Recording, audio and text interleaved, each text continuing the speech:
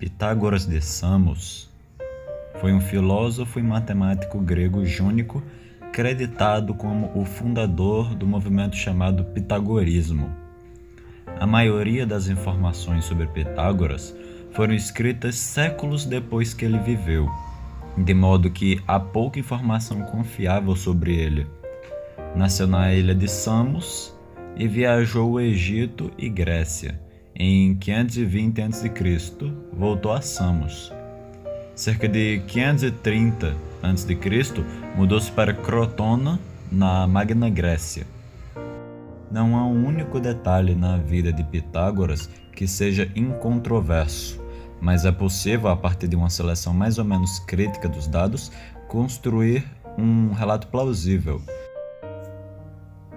Nascido na ilha de Samos, sua mãe teria se chamado Pitais e seu pai Minesarco, supostamente um mercador da cidade de Tiro, que além de Pitágoras teria tido outros 2 ou 3 filhos. Pitágoras passou a infância em Samos, embora tenha viajado bastante com seu pai. Foi treinado pelos melhores professores, alguns deles filósofos. Tocava lira, aprendeu aritmética, geometria, astronomia e poesia. Heródoto, Isócrates e outros primeiros escritores concordam que Pitágoras era filho de Minesarco e que tenha nascido na ilha grega de Samos, no leste do mar Egeu.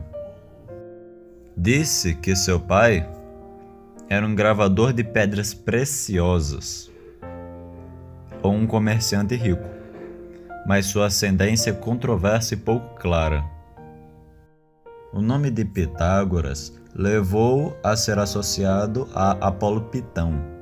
Aristipo de Cirene explicou seu nome dizendo: ele falou agoreuo, a verdade não menos que a Pítia. Apenas uma fonte tardia que é dado o nome da mãe de Pitágoras como Pitais.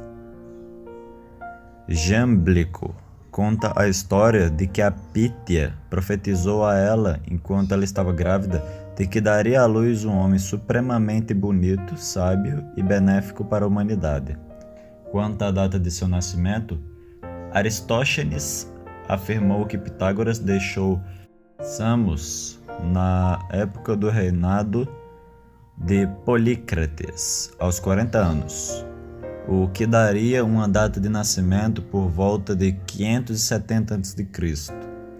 Durante os anos de formação de Pitágoras, Samos foi um próspero centro cultural conhecido por seus feitos de engenharia arquitetônica avançada, incluindo a construção do túnel de Eupalinos e sua cultura festiva.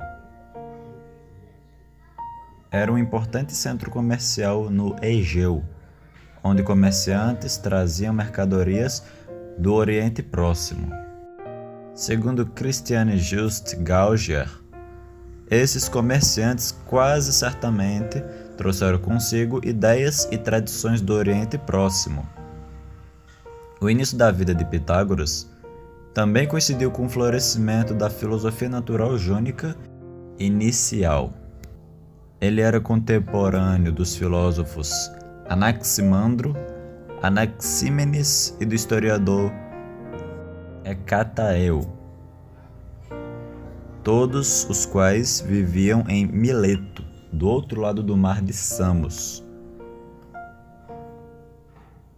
Tradicionalmente, acredita-se que Pitágoras tenha recebido a maior parte de sua educação no Oriente Próximo.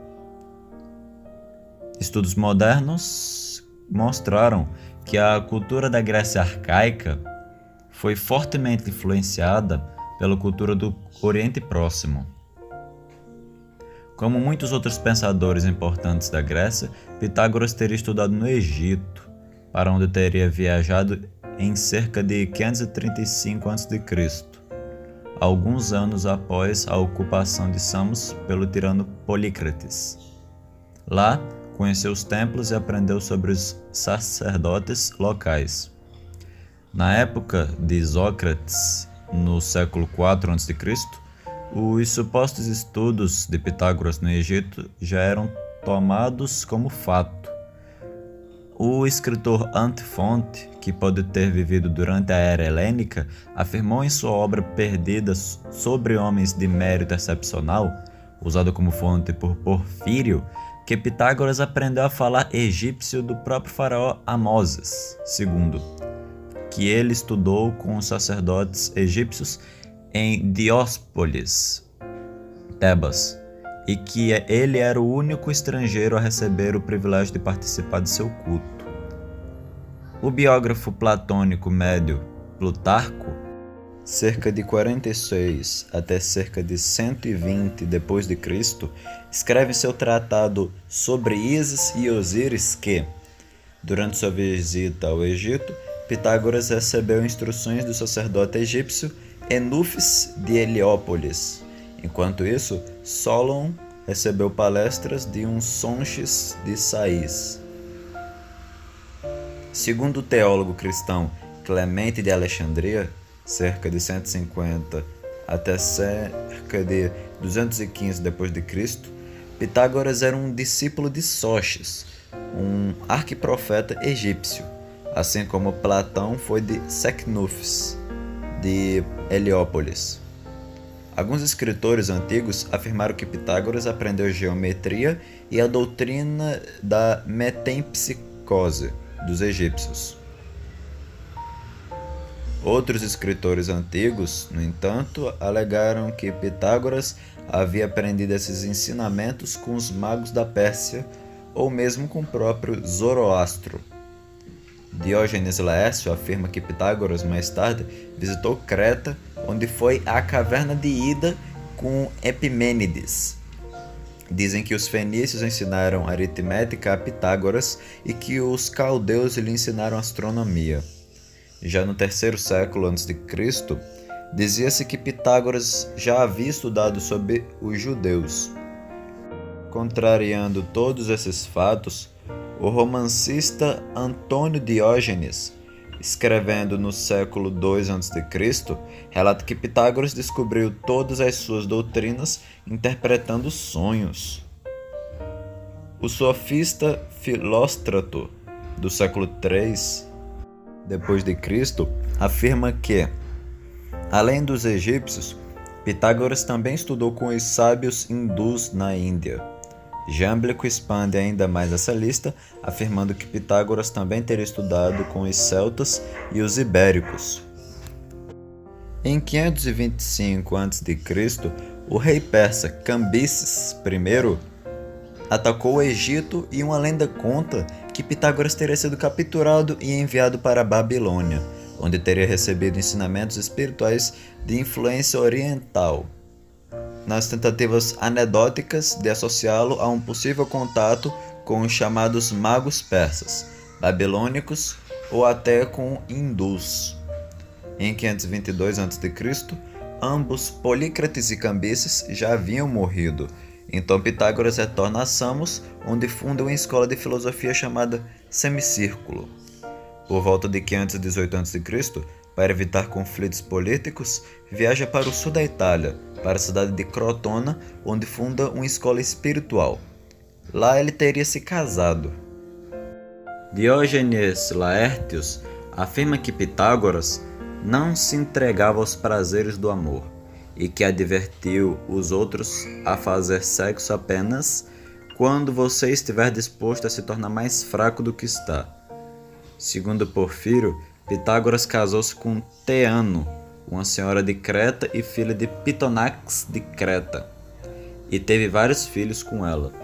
Porfírio escreve que Pitágoras teve 2 filhos chamados Telauge e Arignote, e uma filha chamada Mia, que tiveram precedência entre as donzelas de Crotona e, quando esposadas, entre as mulheres casadas. Jâmblico não menciona nenhum desses filhos, e em vez disso apenas menciona um filho chamado Minesarco em homenagem a seu avô. Este filho teria sido criado pelo sucessor nomeado de Pitágoras, Aristeu, e acabou assumindo a escola quando Aristeu estava velho demais para continuar a administrá-la. Dizia-se que o lutador Milon de Crotona era um associado próximo de Pitágoras, e foi creditado por ter salvado a vida do filósofo quando um telhado estava prestes a desabar. Essa associação pode ter sido resultado de confusão com um homem diferente chamado Pitágoras, que era um treinador de atletismo. Diógenes Laércio registra o nome da esposa de Milo como Mia.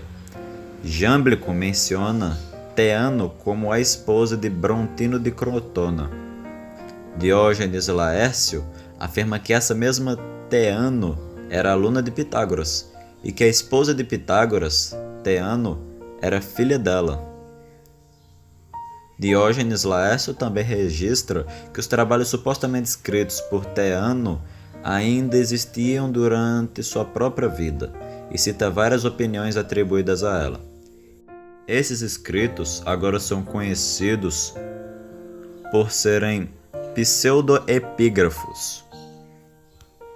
A ênfase de Pitágoras na dedicação e no ascetismo é creditada por ajudar na vitória decisiva de Crotona sobre a colônia vizinha de Síbaris, em 510 a.C.